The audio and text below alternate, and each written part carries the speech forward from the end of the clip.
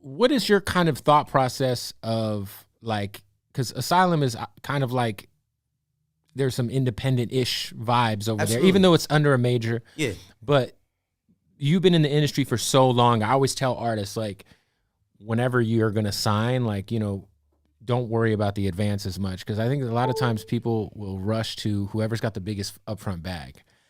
Yo. So the thing, what my fault. I was going to say, well, and like to me, like that's most of the time it's a mistake. Because if you take that bag too early, the deal's probably really shitty. And you gotta pay. You gotta pay that money back. But you gotta pay all money back. Like it depends on where you at in life. It depends on where you at in life. Because I can't tell a young brother or sister that's from Harlem, right, where I'm from, or from Louisiana, or from Atlanta or Chicago, or any place where there's poverty at, don't take no money. Because I don't know what your circumstances is. Right. And when somebody waving that in front of you, it's like, shit, what am I to do? So I learned this from my good friend Steve-O. Yeah. Steve-O. When you do a deal, you got to do a deal. Like right now, I'm trying to buy a house. Yep. Right. So good luck. Oh, it's crazy. It's crazy. You should wait. I'm waiting, but like because shit's fucked up right now. Shit is fucked up. It's but crazy. You gotta. The thing is, while it might be fucked up for others, I don't have the same situation as everybody. Fair enough. So certain things work for me that might not work for everybody. That's fair. So you got to get in where you fit in. You got to figure out what works for you best. When you do a deal, you got to understand first and foremost, when you sign a deal, it's not just a deal for you. That's a lot of artists think that like when they sign a deal, it's my deal.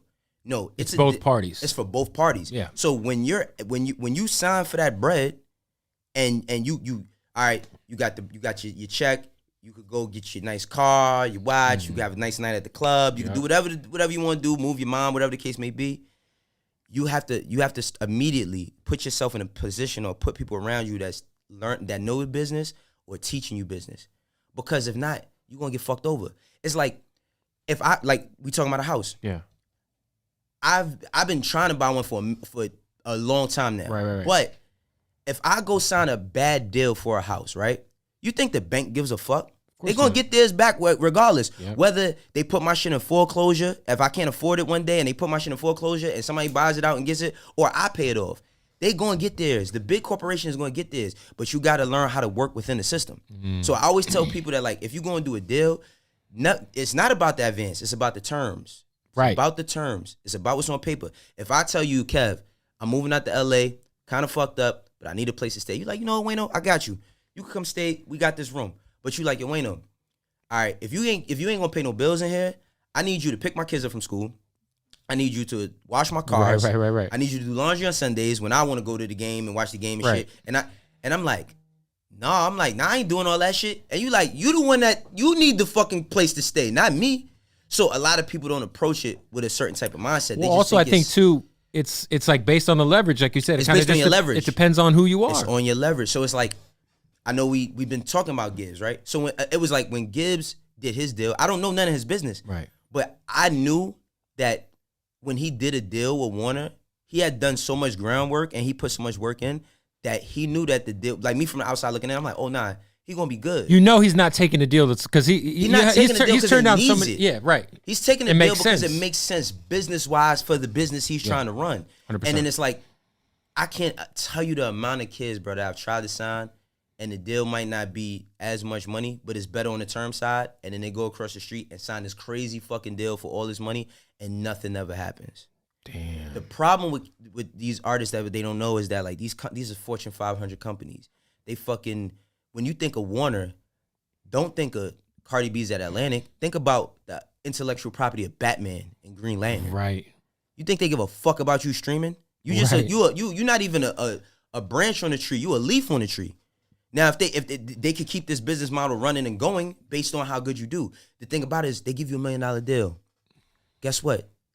Big labels could lose $30 million and the lights ain't gonna cut off, the water's still gonna run, the toilet's still gonna flush, but you feel special about that $1 million. If you get $1 million deal, I tell all these, if you fortunate enough to have somebody give you $1 million, which is not $1 million, they probably gonna put $500,000 in your pocket. You gotta pay everybody that's in your business, and then the other $500 gonna go to making your project. Figure out how to make that $500 that's working towards your project work for you. Get some producers, sign them, get a studio, build it. That's what I tell everybody. I'm like, yo, do not let like the biggest mistake I see artists doing is like getting into like one of the like Paramount. And then they're in there for 12 hours and half of that time is fucking off, eating food, smoking. And it's like, yo, like you could just build your own. You got that budget. Take that money and make your own spot. But Kev, what they paying for? They paying for the brand. It's like I buy. I'm not a big fan of like designer shit. Right. But like every now and then, like I love Louis Vuitton trainers, right? Okay. Joints that Virgil just. I love them shit. It's like one of my favorite sneakers right now. But I would never buy a pair of Louis Vuitton socks. I would never buy the socks, right? Because I feel like, man, socks ain't that important for me to spend $800 on. Right. Now, sneakers is all subjective. I'm not a sneakerhead. I have a love for sneakers. Right. Two different things. I'm not spending that on, but it's people who will buy that just so that I can show them because they repping the brand. Mm-hmm. You care so much about the brand as opposed to getting the work done. And that's the difference in the studio shit. You can record in the same mics as a smaller studio as you can in a large studio. Now the personnel you can bring in, that's a whole different conversation. Right. And that's when you start working with a major label or not, or you know what I mean? Mm-hmm. A production company that comes in and grabs a guy or not. Like you gotta do what works best for you. Nobody deals is like Social Security numbers. Everybody got them, they all different. Yep, that's fair, man. That's fair. So let's talk about for people who